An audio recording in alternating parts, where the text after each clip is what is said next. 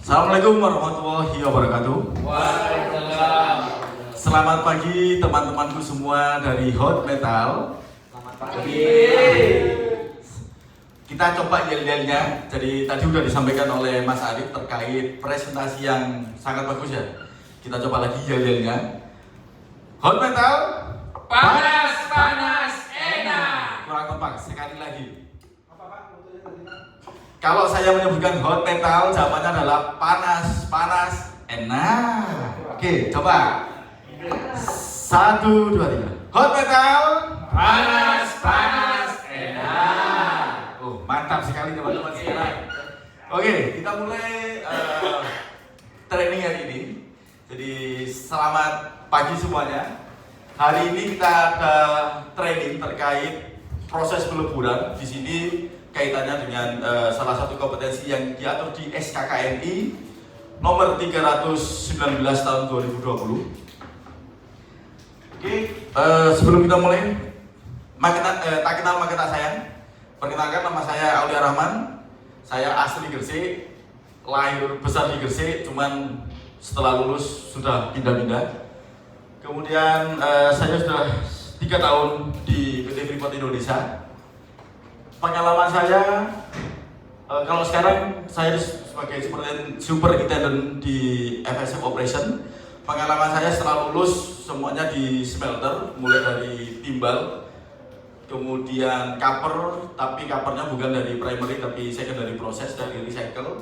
Kemudian di stainless steel foundry atau investment casting. Kalau bapak-bapak lihat di area set itu ada gate valve, itu semuanya kalau ada tulisannya ZAP itu produksi dari saya. Tapi kalau bocor itu bukan dari kita ya. Nah, ini nih, ada statement pria paling ganteng di rumah. Karena saya adalah satu-satunya lelaki di dalam rumah, karena semua anak dan istri saya adalah perempuan. Nah, di sini bisa bapak-bapak lihat ini adalah hobi saya dan sekaligus pekerjaan saya ketika waktu kuliah. Ini ada pendaki gunung, kemudian saya juga mengajar terkait arung jeram sebagai skipper, bukan skimmer ya, skipper. Skipper adalah pengendali perahu oval di arus deras. Dan kemudian pekerjaan yang paling sangat menjanjikan dan uangnya paling banyak adalah di camping ini. Ini satu hari bisa 2 juta, meskipun kerjanya cuma 2 jam atau 4 jam. Berarti 2 jam per 1 hari kali 2 juta. Ya. Kenapa agak ke situ? Karena saya mau ke sini. Nah, karena saya mau ambil sertifikasi terkait diving. Kali aja bisa kelas laut yang lebih gede lagi. Itu adalah perkenalan singkat dari saya. Nah, ini adalah ground rule kita. Yang pertama, tetap kita open mind. Apapun itu tolong diterima dulu. Saya tahu teman-teman di sini adalah experience selama startup untuk taper skimmer. Teman-teman sudah melakukan itu. Kemudian ini ada waktu durasi kita. Ini akan hanya saya sampaikan selama 25 menit. Kalau misalkan ada pertanyaan, bisa angkat tangan, sebut nama dan langsung diutarakan pertanyaannya. Karena hari ini tidak ada informasi terkait drill. Jadi ketika nanti teman-teman mendengar alarm emergency, teman-teman diharapkan bisa berjalan dengan tertib menuju ke emergency meeting point di area di luar. Kemudian kalau misalkan nanti teman-teman mau ke toilet, bisa langsung segera ke toilet. Oke, sudah jelas semuanya? Are you ready? Ready? Oke. Kurang semangat aku. Are you ready? Ready. Oke. Nah, sebelum kita mulai ke inti materinya nih. Inti dari inti, karena tadi sudah dijelaskan sama Mas Arif terkait perlengkapan. Sekarang kita akan sedikit membahas tentang prosesnya. Nah, nanti kita akan melakukan proses seperti ini. Proses yang ada di hot metal. Kalau tadi kan hanya pengecekan sebelum kita melakukan pembukaan. Nah, nanti kita akan lebih banyak membahas bagaimana cara kita membuka atau mengeluarkan terak atau slag dari furnace. Nah, ini adalah yang dinamakan terak. Ini adalah terak. Dan ini adalah metodenya. hanya sekedar gambar. Nanti teman-teman akan lebih banyak dijelaskan di materinya. Kenapa kok kita menjelaskan itu? Karena itu sudah tercantum di SKKNI 319/2020 tentang proses peleburan di elemen kompetensi yang ini ada di nomor 4 ini, melakukan penanganan terak atau melakukan pengeluaran terak. Jadi mulai dari step yang dijelaskan Mas Arif tadi adalah untuk preparasi, kemudian saya akan melanjutkan di sesi 11 ini di proses pengeluaran terak atau slag. Oke, goalnya adalah setelah mengikuti training ini, peserta mampu menjelaskan proses mengeluarkan terak sesuai dengan prosedur yang aman. Manfaatnya adalah teman-teman yang ada di depan saya ini mampu atau bisa bekerja dalam proses pengeluaran terak secara aman menggunakan mesin maupun manual, karena teman-teman sudah tahu gambar yang tadi itu adalah yang akan teman-teman lakukan dengan resiko yang sangat tinggi, even itu menggunakan manual maupun menggunakan mesin. Makanya sebelum materi ini adalah gimana caranya supaya slide yang keluar itu tetap aman, harus ada pengecekan alat. Kalau sekarang adalah bagaimana cara mengeluarkannya. Nah, definisi terak sedikit singkat, saya akan menjelaskan terak itu apa. Jadi pengeluaran terak adalah proses pengeluaran material sisa berupa terak atau slag dari dalam furnace setelah proses peleburan atau pemanasan logam. Jadi konsentrat masuk ke dalam furnace, ini ada gambarnya, bisa dilihat di depan. Nah, konsentrat masuk ke dalam furnace, kemudian ada 2 logam yang terpisah di dalam furnace, yaitu terak dan produk. Terak di sini adalah slag dalam bahasa teknisnya, kemudian untuk produknya adalah mati. Terak sendiri adalah campuran oksida atau silikat dari kotoran lain, dari impurities. Jadi di konsentrat itu ada komposisi kimianya macam-macam, dicampur, kemudian dioksidasi. Nah, semua logam yang teroksidasi dan itu mengambang, itu dinamakan terak atau slag.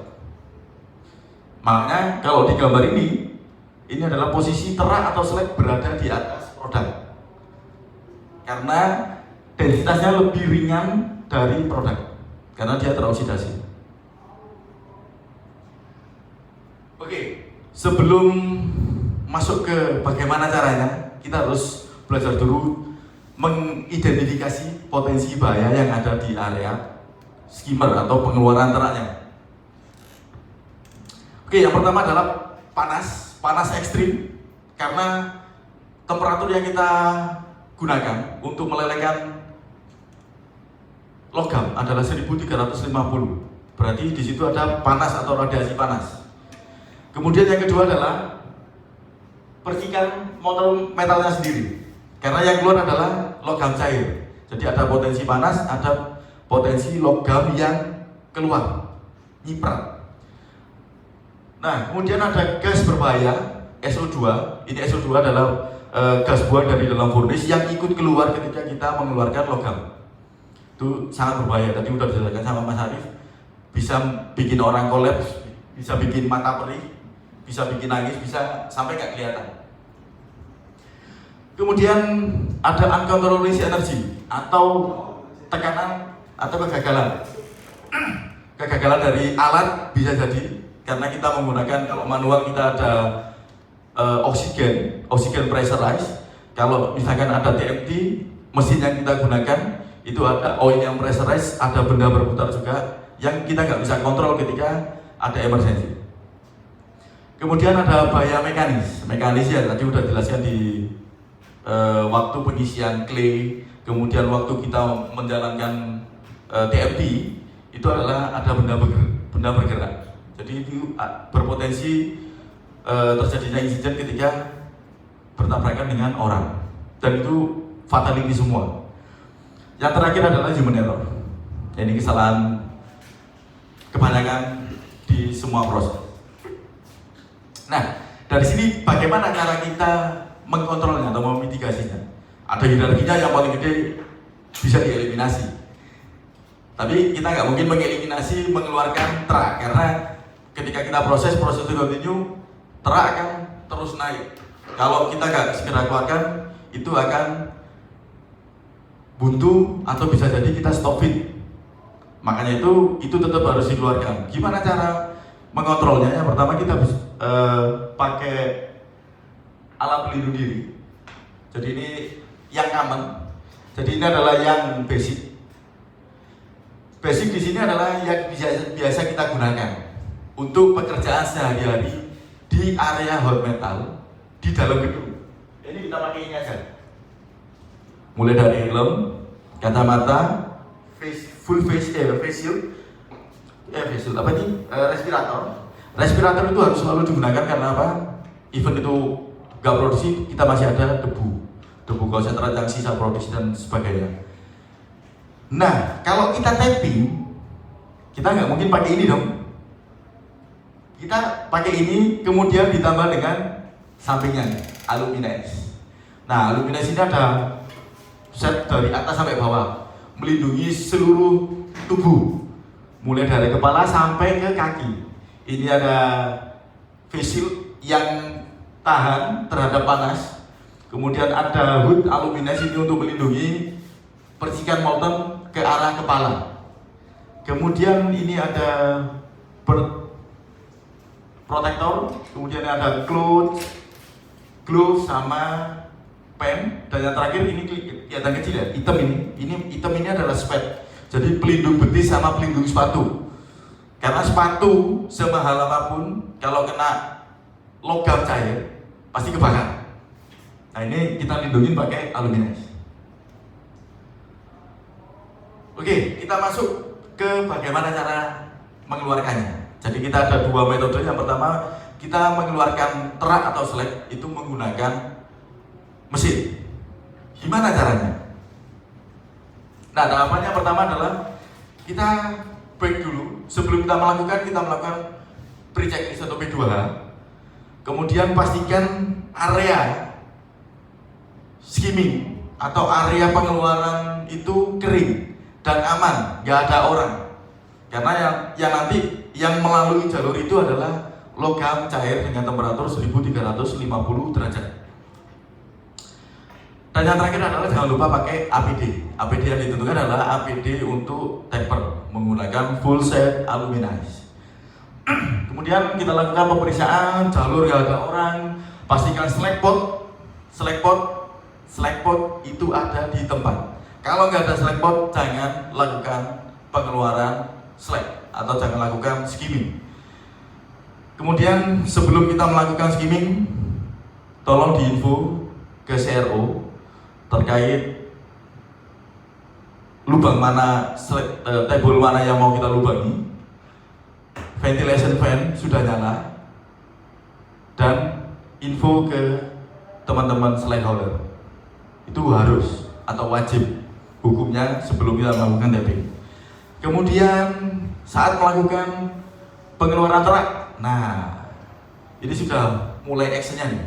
Jadi sebelum kita melakukan pengeluaran truk menggunakan TMT, kita pastikan dulu ventilation fan yang di atasnya table itu sudah nyala. Fungsinya adalah untuk meminimalisir gas beracun SO2 itu rilis ke arah teman-teman operator. Kemudian posisikan mesin TMT ke depan slack hole. Jadi ini slack hole, ini slack hole ya. Jadi nanti TMT-nya ada di lubang ini. Nah, setelah TMT berada di posisi lubang itu, kemudian operator bisa menjalankan atau mengoperasikan mesin drillnya. Jadi di TMT kan tadi sudah disebutkan di pengenalan alat di sesi sebelumnya adalah ada drill sama mudgun. Nah, drill ini fungsinya untuk melubangi. Jadi setelah posisi TMT berada di table, teman-teman bisa mengoperasikan yang namanya drill dan lakukan drilling dan hammering. Kemudian jika cairan ini sudah mengalir, tarik TMT dan posisikan ke tempat aman. Dan pastikan aliran terak stabil ke slack pot atau runnernya. Jadi ini tolong teman-teman pastikan di lapangan. Dan kemudian yang terakhir adalah ketika table atau ketika slack pot ini sudah penuh, tolong ditutup langsung menggunakan mesin TFT dengan cara memposisikan mudgun di depan table. Nah, gimana kalau mesin ini gagal? Jika mesin ini tidak bisa melubangi table, oh ya, gimana Mas Andres? Izin Pak, saya Jandres dari operator baru. Ini tadi kan diceritakan nyalakan, posisikan, operasikan, lakukan, dan pastikan, dan tutup. Ini berapa orang Pak yang melakukan semua ini Pak? 1 sampai 6 Pak? 1 sampai 6 ini cukup 2 orang. 1 orang berada di konsol box di TMT, itu bisa dioperasikan dari jauh. 1 orang untuk mensterilkan area. Jadi cukup aman. Kenapa kok kita merekomendasikan lebih menggunakan mesin daripada manual? Tapi jika mesin ini tidak berfungsi atau dia ngedrill tapi nggak bisa sampai full, apa yang bisa kita lakukan? Kita akan geser ke cara mengeluarkan terak secara manual.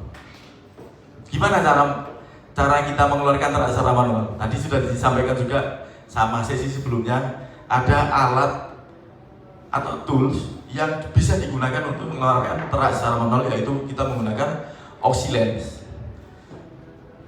Persiapannya sama juga, nggak ada jauh beda.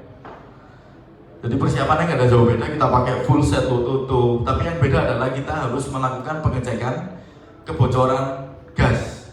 Karena kalau kita belajar segitiga api kebakaran, jadi ada 3 elemen: udara, bahan mudah terbakar, sama panas. Nah, ketiga elemen itu ada di sini. Karena kita ada panas, ada udara, ada yang mudah terbakar. Barang mudah terbakarnya apa? Ada oksigen. Ketika ada oksigen bocor, ketambahan angin, ketambahan ada selang karet, ini selang karet, ataupun alumines, kena oksigen, kena percikan panas, dia akan kebakar. Jadi kenapa itu penting ada pre-check inspection di alat sebelum kita melakukan proses manual skimming atau pengeluaran secara manual. Prosesnya sama, jadi mulai dari menyalakan damper, kemudian kita pasang OxyLens. Ini alat prakteknya nggak ada, nanti kita ada sesi praktek. Jadi setelah semua materi pengeluaran ini selesai, ada 4 sesi, kita akan lakukan praktek di lapangan supaya teman-teman bisa tahu alat apa saja yang digunakan dan bagaimana caranya. Jadi kita pasang ke OxyLens, ke holder, kemudian kita buka kantung oksigen full, kemudian nyalakan OxyLens menggunakan ignitor box. Jadi ignitor box ini penggantinya korek api. Jadi kita dilarang korek api yang pressurized karena satu itu pressurized dan di area panas ada potensi bahaya meledak. Kemudian setelah oksigennya menyala, bakar dan dorong perlahan oksigen ke table sampai mengalir. Nah ini gambarnya. Ini adalah table, kemudian kita dorong oksigen ini masuk ke table secara perlahan dan kita setting open valve-nya. Open valve-nya oksigen itu ada di sini di holdernya. Itu kita open perlahan sambil kita dorong masuk sampai cairan ini keluar mengalir ke launder. Setelah mengalir, sebelum kita tutup, teman-teman diwajibkan untuk membersihkan sisa pembakaran agar tidak menyumbat aliran maupun tidak menyumbat ketika teman-teman mau menutup kembali. Ya. Itu tadi sering disebutkan terak aman. Maksudnya amannya itu gimana Pak? Pastikan jalur aliran terak aman. Amannya itu gimana maksudnya? Oke, aman di sini. Ini kan ya, aliran terak aman. Aliran terak aman artinya di aliran sini, aliran launder itu tidak boleh ada basah, tidak boleh ada air, tidak boleh ada orang yang tanpa PPE lengkap, alumines lengkap ini berada di sekitaran cairan yang mengalir. Kalau ada air berarti ada potensi meledak. Itu. Kalau ada orang yang tanpa PPE ada potensi terbakar atau injury atau kecelakaan di area sini. Oke, kita simpulkan. Nah, perbedaan dari manual dan automatic. Lebih disarankan ketika kita melakukan pengeluaran terak itu disarankan menggunakan automatic karena dalam 24 jam tiap 1 jam teman-teman melakukannya selama 4 kali. Makanya disarankan menggunakan automatic. Dia bisa melubangi dan menutup menggunakan mesin, digunakan setiap saat atau prioritas utama. Tapi ketika mesin ini nggak bisa, baru kita beralih ke manual handling. Jadi menggunakan auxiliary. Dilakukan secara manual dan mempunyai resiko yang sangat tinggi. Dan masih banyak lagi karena kita harus menggunakan PPI yang sangat berat dan yaitu untuk menghindari resiko yang sangat tinggi. Oke, sebelum kita akhiri, kita playback lagi tentang materinya. Sebutkan 3 bahaya yang ada di area skimming. Terjatuh. Tersatu, Mas Andrian. Ada lagi? Panas. Panas. Uncontrolled release of energy. Oke. Contact with molten metal. Kayaknya yang 3 ini benar semua nih, karena high hazardnya. Panas, logam cair, gas beracun.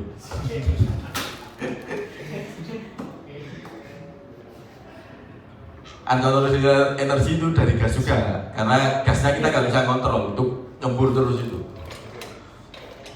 Nah, yang kedua adalah bagaimana teknik pengeluaran secara manual. Ada yang bisa rangkum tadi, step-stepnya seperti apa? Dibor. Manual. Oh, Kita lakukan secara manual, bukan mesin. iya bor tadi Pak, pakai bor manual. Salah, kurang tepat. Saya tambahkan Pak, Ya, koreksi kalau salah Pak ya. Teknik pengeluaran terak secara manual ditusuk sampai keluar teraknya. betul. Ditusuk pakai apa?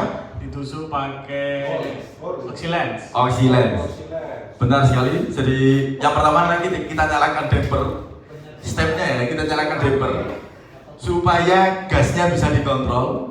Kemudian kita pasang auxiliary, kita tancapkan di holder, kemudian kita open valve oksigennya, baru kita ignite, itu kita nyalakan ke ignitor box supaya ada percikan, baru kita open gas oksigennya secara full, baru kita dorongkan atau kita sodok rocok itu ke dalam tabung. Pertanyaan terakhir, review. Kapan dan kenapa kita harus memilih metode tersebut? Kapan kita memilih metode manual? Kapan kita memilih metode menggunakan mesin? Metode manual kalau metode mesinnya gagal atau lagi preventive maintenance. Oke. Terus kapan kita menggunakan mesin?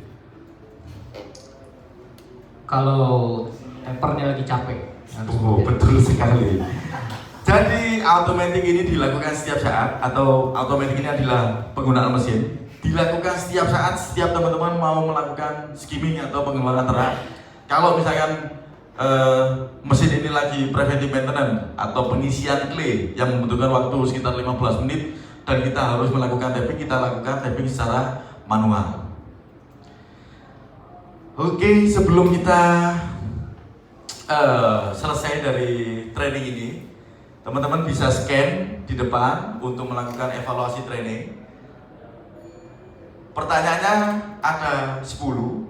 Teman-teman diwajibkan benar 8 supaya bisa lolos atau dinyatakan kompeten di training sesi ini. Sudah semua? Sudah di-scan? Ya. Oke, untuk tugas namanya di sini teman-teman bisa cari di share folder kita SOP nomor 32 terkait proses skimming pengeluaran terak secara manual maupun secara automatic menggunakan mesin.